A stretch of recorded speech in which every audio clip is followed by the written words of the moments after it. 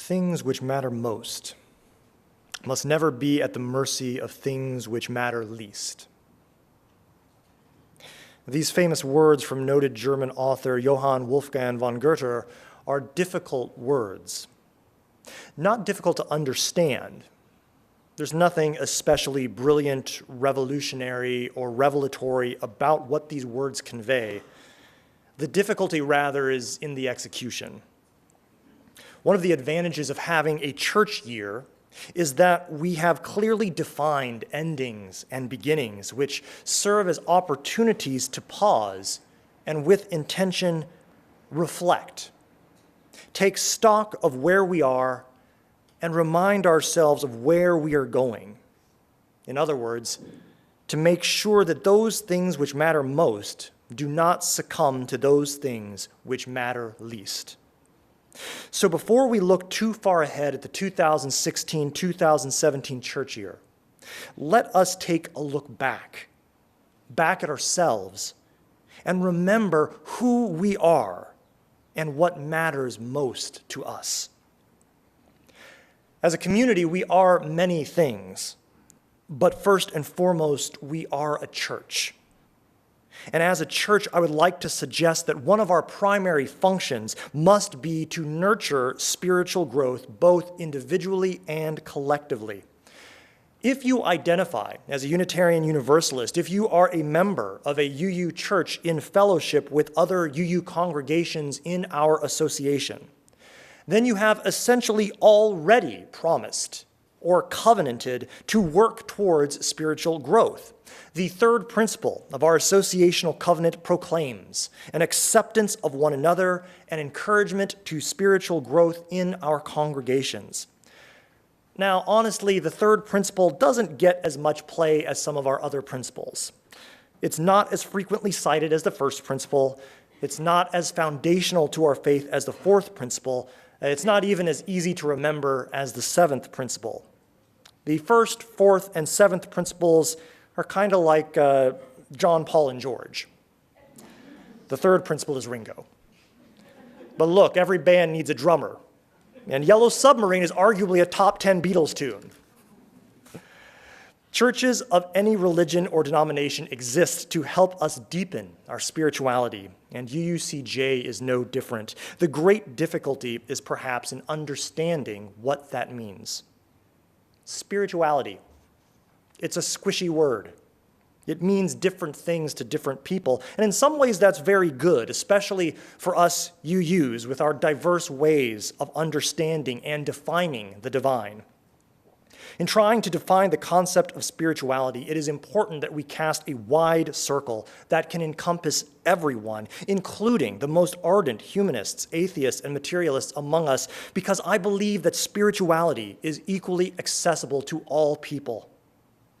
In trying to define this term, spirituality, let us start with its root, spirit. Now, in looking at the word spirit, I know that there will be an immediate temptation to question not only whether such a thing as spirit really exists, but also, even if we agree that it exists, to debate whether it is something supernatural, that is something beyond and outside the natural world, or whether it is something that can be explained in completely natural and materialistic terms. But don't go there. To quote the wisdom of the great Admiral Akbar, it's a trap. And a particularly alluring trap for Unitarian Universalists. It's a trap because in the end summation, the answer is not particularly important. That is, understanding the nature and mechanics of spirituality is not necessary to be able to benefit from living a spiritual life. Remember that one need not be a mechanic to drive a car. But there is still value in definitions. So in looking at the word spirit, I'd like to begin by cautioning us to avoid thinking of it as a substance. Instead of a noun, think of it as a verb. Spirit is the English derivative of the Latin term spiritus, which literally translated means breath. Its Greek counterpart is pneuma, which also means breath or wind or simply air in motion. Both nouns are actually derived from a verb, spirare in Latin, pneo in Greek. Both mean to blow. In other words, to move air. Spirit even has a verb form in English. When something has been spirited away, we mean that it has mysteriously moved or been taken. Thus, the concept of spirit cannot be divorced from the concept of motion. The spirit moves, it breathes, it lives. When it stops moving, breathing, or living, a spirit becomes a ghost. So by definition, spirituality presumes movement, change, evolution, and transformation. Spiritual people, then, are those people who personally invite movement, change, evolution, and transformation into their lives, which in turn leads to movement, change, evolution, and transformation in our communities, in our neighborhoods, hopefully our entire world. But how is such change achieved? One way it is not achieved is by simply talking about it, which, of course, is what we Unitarian Universalists are famous for. You may be familiar with this old canard. A Unitarian Universalist dies, and on the way to the afterlife, he encounters a fork in the road.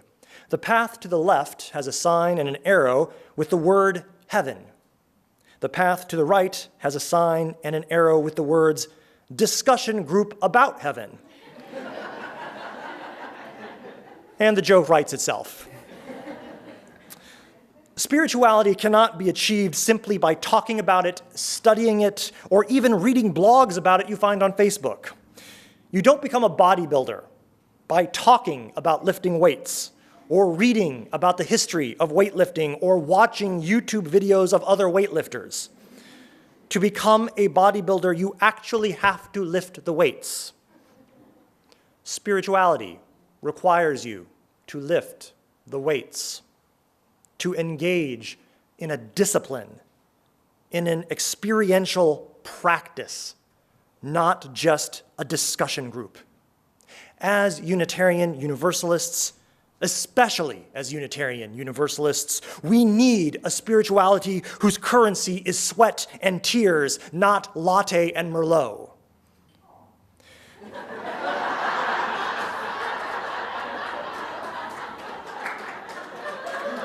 Sorry, Larissa. So what spiritual disciplines, what spiritual practices help us to move, to change us, to transform us? Prayer, meditation, lectio divina, bourbon. The answers are many. Too many, actually, to list this morning, but if I were to give you a quick and dirty general rule, I would say that anything can qualify as a spiritual practice if it helps us to achieve moments of transcendence and, most importantly, helps us process how to live in the world following a transcendent experience in such a way as to help us make meaning of our existence and move into greater alignment with our core values. Now, someday I hope to do a full sermon on the topic of transcendent moments, or peak experiences, as Abraham Maslow called them. But for this morning, I'll simply note that every religion I have ever studied has practitioners in it who have claimed to have experienced transcendent moments. Moreover, self-identified non-religious individuals have also claimed such experiences. Psychologist Gail Prevet defined these experiences as involving a heightened sense of wonder, awe, or ecstasy. In a 2001 study, Prevet found these experiences usually shared three key characteristics. One, they lead to an increase in personal awareness and understanding, which often serves as a turning point in one's life. Two, they generate positive emotions that are intrinsically rewarding. And three, they create a feeling of oneness with the universe in which people often lose track of time. Transcendent moments give us a sense of scale, They give us insight into just how small we really are, both spatially and temporally, in relation to the vast infinitude of the universe. But instead of filling us with dread or terror, we are filled with awe, gratitude, and peace. Transcendence is a wonderful place. It's a mountaintop moment. But it is not an end unto itself. I believe it is simply a means to a greater end. Spirituality must be more than simply seeking to collect transcendent moments. Mountaintop moments are amazing, but real life is not lived in solitude on the top of a mountain. Life is lived in the valley, alongside other human beings who are just as beautiful and just as deeply flawed as you. That which accrues from visiting the mountaintop, the humbling sense of scale, the gratitude that flows from the awe and the wonder, the peace that passes all understanding. They are tools.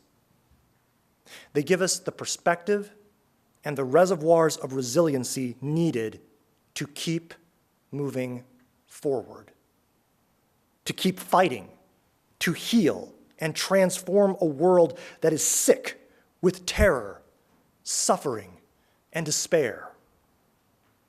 Truly, we live in a world that desperately needs transformation. Terence Crutcher, Keith Scott. 2 more names. 2 more hashtags.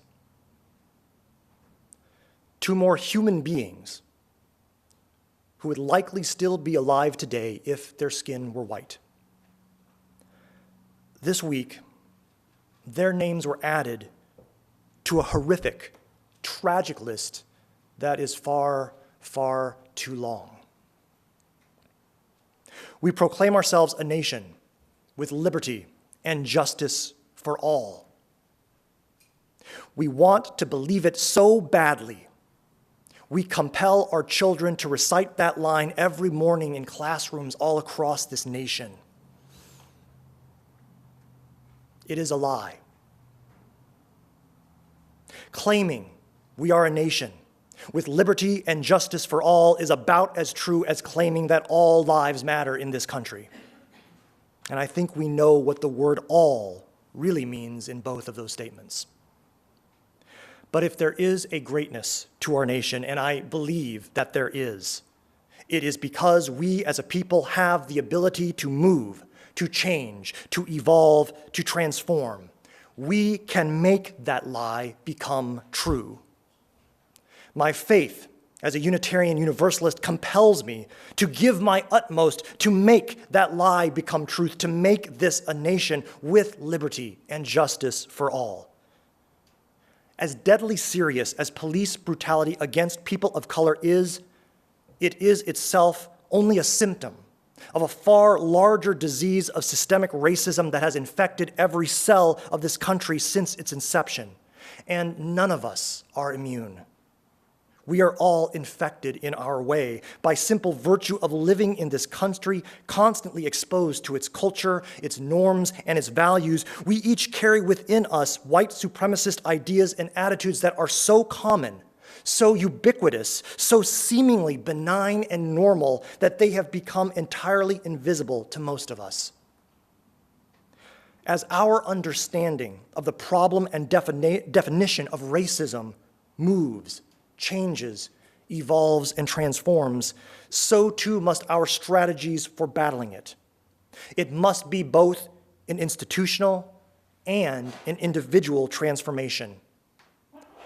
Colorblind rules of general application for the way police should interact with all civilians, regardless of race, are of little use if people in this country, including police officers, are inculcated from birth to be scared of black people, to immediately label a large, unarmed black man with his hands in the air as a bad dude.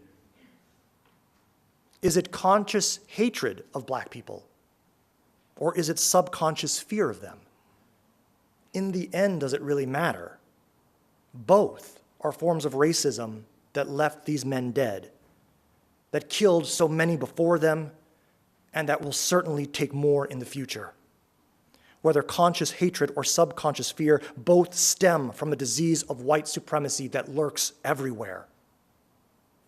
Uncovering and untangling the subtle forms of racism that live and breathe within us is hard. It is unpleasant. It is difficult work. It is the kind of work that will require sweat and tears. Racism may very well be a spiritual disease. And if so, it may require at its core a spiritual solution to ultimately affect change on both the individual and institutional level. This congregation has a proud legacy of fighting racism, especially 50 years ago under the Reverend Charles McGee during the Civil Rights Movement. We will continue that legacy here in 2016, but with a humble understanding that the nature of the enemy has evolved, and thus the strategies we employ against it must also evolve. There is no silver bullet. There is no magic panacea. As one of my favorite poets, William Stafford, once wrote, "Justice will take us millions of intricate moves." But for this morning, I will give you only 3. 1, learn about Campaign Zero. Campaign Zero was started last year by several of the leaders within the Black Lives Matter movement. They offer a 10-point policy proposal to completely revolutionize policing in this country. After this service, I will make sure that we put a link up on our Facebook page so you can find it easier. 2, this is particularly if you are a white person who wants to learn more about how to become a better ally in the fight against racism today. I encourage you, get connected to SURJ. S-U-R-J. It is an acronym that stands for Showing Up for Racial Justice. We will be sure to put a link up to them as well on our Facebook page after the service. 3rd, continue to support iCare. This church is a strong supporter of the Interfaith Coalition for Action, Reconciliation, and Empowerment. The issues addressed by iCare are often issues that disproportionately affect people and communities of color: homelessness, poverty, the school-to-prison pipeline, and ex-offender reentry. One of the earmarks of our faith is our ability to constantly transform ourselves, to evolve, to become whatever is needed. And that, I believe, is the heart of our spirituality.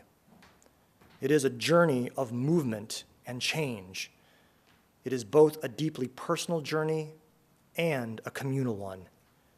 And my faith compels me to believe that it is a journey that will lead us all to more love, more peace, more joy, and ultimately more justice.